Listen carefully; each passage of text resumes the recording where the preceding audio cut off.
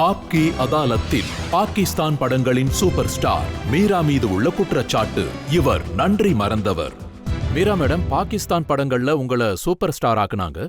இது நன்றி மறக்கிற மாதிரி இல்லையா? நீங்க அந்த படங்களை விட்டுட்டு இங்க மும்பைக்கு நடிக்க வந்திருக்கீங்க. நான் சாகும் வர இத மட்டும்தான் சொல்லுவேன். அதாவது நான் இன்னைக்கு இப்படி இருக்கேன்னா அது பாகிஸ்தான் ஃபிலிம் இண்டஸ்ட்ரி மட்டும்தான் காரணம். இன்னைக்கு நான் இந்தியால இருக்கேன்னா just because of Pakistan, just because of Pakistani film industry. So அவங்கள என்னால எப்பவும் மறக்க முடியாது. பாகிஸ்தான்ல என்னோட ஆடியன்ஸ் என்ன எந்த அளவுக்கு நேசிக்கிறாங்களோ அதே மாதிரி இங்கேயும் என்னுடைய வேலைய பார்த்து எல்லாரும் என்ன நேசிக்கணும். அதுதான் என்னுடைய ஆசை. அப்போ இங்க இருக்கிற நம்பர் 1 ஸ்டார் ஐஸ்வர்யா ராய்க்கு சேலஞ்ச் பண்ண வந்திருக்கீங்களா? இல்ல, நான் இங்க யாரையும் சேலஞ்ச் பண்ணி வரல. ஆனா ஒருவேளை இந்தியாவின் ரசிகர்கள் விரும்புனா நான் இங்க வேலை பார்க்கறதுக்கு அவங்க எனக்கு ஆதரவு கொடுத்தா நான் கண்டிப்பா வேலையை தொடருவேன். பட் இப்போதைக்கு பாகிஸ்தான்ல எனக்கு எந்த அளவுக்கு ஆதரவு கிடைச்சதோ நான் இங்க வந்ததுல இருந்து எனக்கு எப்படி சொல்றதுன்னு தெரியல. எனக்கு பாகிஸ்தானை விட இங்க நிறைய ஆதரவு கிடைச்சிருக்கு.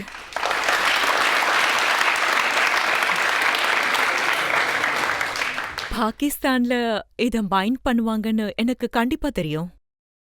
அதாவது நான் இவ்ளோ பெரிய விஷயத்த சொல்லிட்டேன்னு. ஆனா நான் நேர்மையாவும் ஹானஸ்டியாவும் என்னால பொய் சொல்ல முடியாது. இன்னைக்கு என் மனசுல பாகிஸ்தானுக்காக எவ்வளோ அன்பு இருக்கோ அதே அளவுக்கு எனக்கு இந்தியா மேலயும் இருக்கு.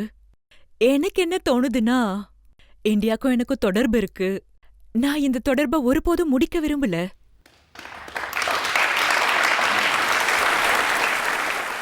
இந்தியாவுல படம் பார்க்கிற ஆடியன்ஸ் வந்து அவங்க உங்களை எப்படி பார்க்கணும்? ஐஸ்வர்யா ராயை ரீப்ளேஸ் பண்ண வந்திருக்கீங்கன்னா இல்ல மல்லிகா ஷெராவத்தை ரீப்ளேஸ் பண்ண வந்திருக்கீங்களா? நான் வந்து நல்ல ரோல்ஸ், நல்ல கேரக்டர்ஸ் நடிக்கணும்னு நினைக்கிறேன். லைக் நான் லாஸ்டா பிளாக் படம் பார்த்தேன். அதுல ராணி முகர்ஜி ரொம்ப நல்லா நடிச்சிருந்தாங்க. ரொம்ப அற்புதமான பெர்ஃபார்மன்ஸ் அது. சோ நான் என்ன விரும்புறேன்னா மக்கள் என்ன ஒரு நல்ல ஆக்ட்ரஸா அவங்க பார்க்கணும். சவுத் ஏஷியா முழுவதும் என்ன ஒரு நல்ல ஆக்ட்ரஸ்ன்னு சொல்லணும். மீராவை நினைவுல வச்சுக்கணும். ஆமா, மீராவை நினைவுல வச்சுக்கணும். லைக் ஷபானா ஆஷ்மி, லைக் மாதுரி தீக்ஷித், லைக் ராணி முகர்ஜி. நீங்க சொன்னீங்க, அதாவது லாகூர் film industry Mumbai film industry அளவுக்கு அவ்வளவு அட்வான்ஸ்டா இல்லைன்னு சொல்லியிருக்கீங்க. நீங்க எதுக்காக கம்பேர் பண்றீங்க பாகிஸ்தானையும் அப்புறம் இந்தியாவோட ஃபிலிம் இண்டஸ்ட்ரியும் சேர்த்து? பாகிஸ்தான் ஒரு சின்ன நாடு, அங்க இருக்கிறது ஒரு சின்ன ஃபிலிம் இண்டஸ்ட்ரி. இந்தியா வந்து இன்டர்நேஷனல் ஃபிலிம் இண்டஸ்ட்ரி. அது சொல்றதுல எந்த ஒரு தவறுமே இல்ல.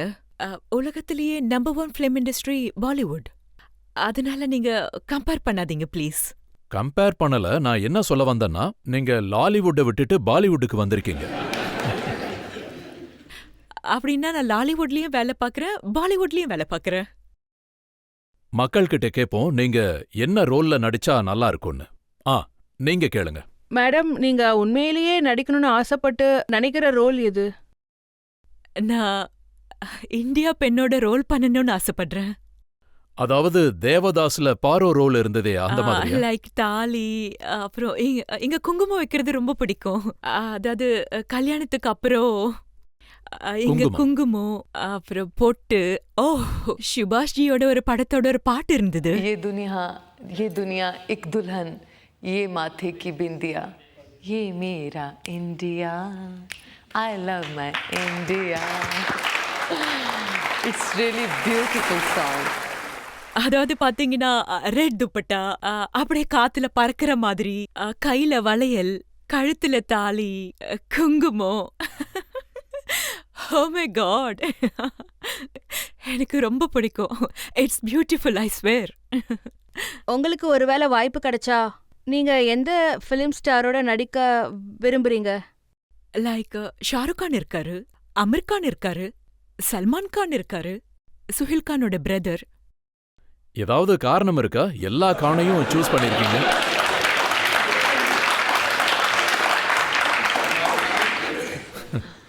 நீங்க ரித்திக் ரோஷன் பேரே சொல்லல. ஆஃப் கோர்ஸ் ரித்திக் ரோஷனோட பேரை சொல்றேன். He is a brilliant actor. அப்புறம் இப்ப இருக்கிற யங்ஸ்டர்ஸ் எல்லாரும் ரித்திக்க ரொம்பவே விரும்புறாங்க. என்னோட மொத்த ஃபேமிலிக்கும் ரித்திக்க ரொம்ப பிடிக்கும். எஸ்பெஷலி என்னோட சிஸ்டர்ஸ்க்கு. ஓஹ், அவங்களுக்கு ரித்திக்க ரொம்ப பிடிக்கும். ஸோ லைக் சைஃப் அலி கான் இருக்காரு அண்ட் ஜான் இப்ராஹிம் இருக்காரு. அப்புறம் அனில் கபூர், அவரு ஹீஸ் ரொம்ப பிரில்லியன்ட். அப்புறம் அமிதாப் பச்சன். அனில் கபூர் வந்து ரொம்பவே வெர்சிட்டலான ஆக்டர். அவருடைய நடிப்பு ரொம்பவே நல்லா இருக்கும். ஸோ இவங்க எல்லாருமே எனக்கு ரொம்ப பிடிக்கும். பாகிஸ்தானி பிரஸ்ல இருந்து இன்னொரு கேள்வி இருக்கு. அதுல அவங்க நன்றி மறுப்பு குற்றச்சாட்டு எழுப்பியிருக்காங்க. ஒரு நியூஸ் பேப்பர்ல எழுதியிருக்காங்க, நீங்க ஒரு ஹிந்து ஆக்டரை கல்யாணம் பண்ணிக்கிட்டீங்கன்னு. ஹிந்து ஆக்டரையா?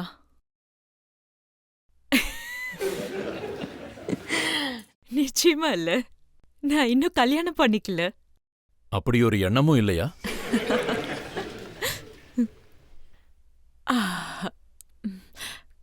கல்யாணம் வந்து ரொம்பவே ஒரு அழகான விஷயம். நான் கல்யாணம் பண்ணிக்கிறதா இருந்தா இந்த உலகத்துக்கு முழுசா சொல்லிட்டு தான் பண்ணிப்பேன். அந்த கல்யாணத்தை பத்தி உலகம் முழுதும் பேசுவாங்க. எனக்கு இன்விடேஷன் அனுப்புவீங்களா? Oh of course, why not? Of course, நான் உங்களுக்கே முதல்ல இன்விடேஷன் அனுப்பி வைக்கிறேன். ப்ராமிஸ்.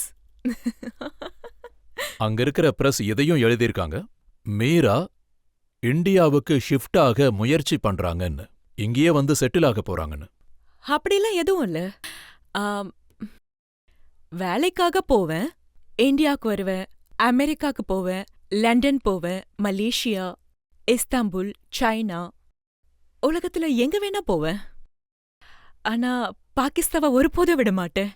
அண்ட் ஐ திங்க் ஒரு குழந்தை தான் அம்மா மடியில இருந்து ஒருபோதும் விலக நினைக்காது. அதுக்கு வாய்ப்பே இல்ல. இந்தியா பாகிஸ்தான் நட்புக்காக எவ்வளவு தூரம் நீங்க தியாகம் பண்ணுவீங்க? அந்த நட்புக்காக என் உயிரை கொடுக்கணும்னாலும் நான் அதுக்கு தயாரா தான் இருக்கேன்.